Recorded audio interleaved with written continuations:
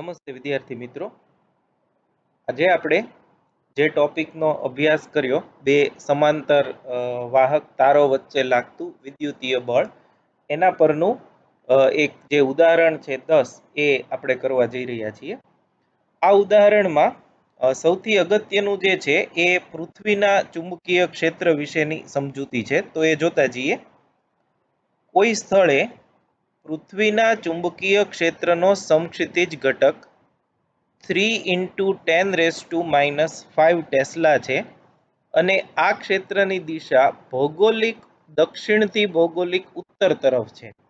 આની વધુ ડિટેલ આપણે જ્યારે 5મું ચેપ્ટર ભણશું ત્યારે આવશે. પૃથ્વીનું ચુંબકીય ક્ષેત્ર કઈ દિશામાં હોય અને એ કેવી રીતે કાર્ય કરે છે. અત્યારે ખાલી એટલું યાદ રાખો કે આ ક્ષેત્રની દિશા દક્ષિણથી ઉત્તર તરફ હોય ભૌગોલિક ધ્રુવોમાં. એક લાંબો સીધો વાહક 1 એમ્પિયર જેટલો સ્થાયી વિદ્યુત પ્રવાહ ધરાવે છે અને તેને સમક્ષિતિજ ટેબલ પર મૂકવામાં આવે તો તેમાંથી પસાર થતા વિદ્યુત પ્રવાહની દિશા પૂર્વથી પશ્ચિમ અને દક્ષિણથી ઉત્તર તરફ હોય ત્યારે એકમ લંબાઈ દીઠ તેના પર લાગતું બળ કેટલું હશે. એટલે ખાસ યાદ રાખજો, એકમ લંબાઈ દીઠ બળ આપણે ગણવાનું છે. તો સૌથી પહેલા હું જે સમતલ છે એ દર્શાવી દઉં. ધારો કે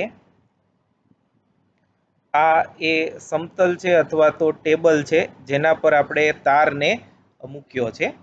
તો આ દિશાઓ છે, ધારો કે ઉત્તર, દક્ષિણ, પૂર્વ અને પશ્ચિમ. આપણે પહેલા પણ એક બે વાર આનો ઉપયોગ કરેલો છે તાર વડે ઉદ્ભવતા ચુંબકીય ક્ષેત્રમાં, એટલે તમે એનાથી હવે સારી રીતે પરિચિત છો. તો તાર જે છે એને આપણે અહીંયા મૂકશું. અચ્છા, પૃથ્વીનું ચુંબકીય ક્ષેત્ર હું તમને દેખાડી દઉં. ભૌગોલિક દક્ષિણથી ભૌગોલિક ઉત્તર, એટલે દક્ષિણથી ઉત્તર એટલે આ દિશામાં ચુંબકીય ક્ષેત્ર છે. આ ચુંબકીય ક્ષેત્રની દિશા, એના સમક્ષિતિજ ઘટકને આપણે BH એવું કહીએ છીએ. એટલે BH જે છે એ આનો સમક્ષિતિજ ઘટક છે ચુંબકીય ક્ષેત્રનો.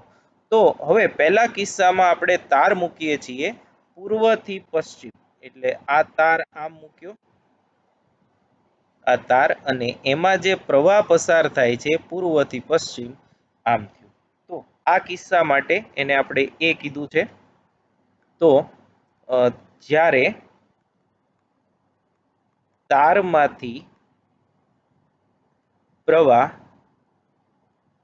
પૂર્વથી પશ્ચિમ તરફ વહેતો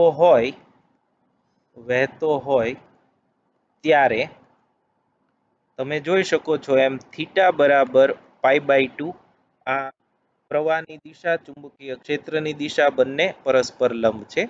ધેરફોર તાર પર લાગતું ચુંબકીય બળ F બરાબર BI L sin θ.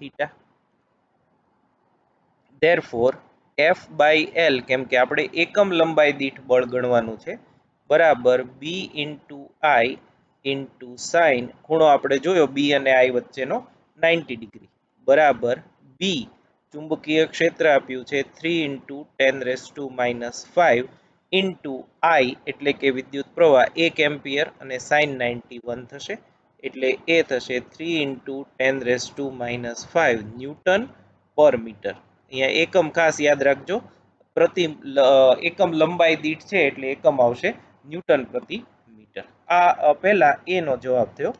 હવે બી કિસ્સા માટે જે તાર છે એને આપણે દક્ષિણથી ઉત્તર તરફ લઈ જઈએ. તો એ કેસમાં આ જે છે એ તાર થયો અને એમાં ઉત્તરથી દક્ષિણ, એટલે આમ દક્ષિણથી ઉત્તર કીધું છે, દક્ષિણથી ઉત્તર એટલે આમ વિદ્યુત પ્રવાહ થયો I. તો આ કિસ્સામાં IL અને B એક દિશામાં થયો, એટલે જ્યારે તારમાંથી પ્રવાહ દક્ષિણથી ઉત્તર તરફ વહેતો હોય ત્યારે થીટા બરાબર 0, ધેરફોર તાર પર લાગતું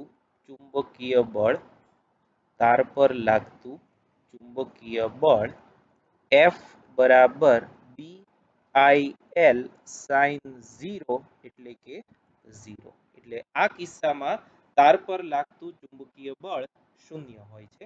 થેન્ક યુ વેરી મચ.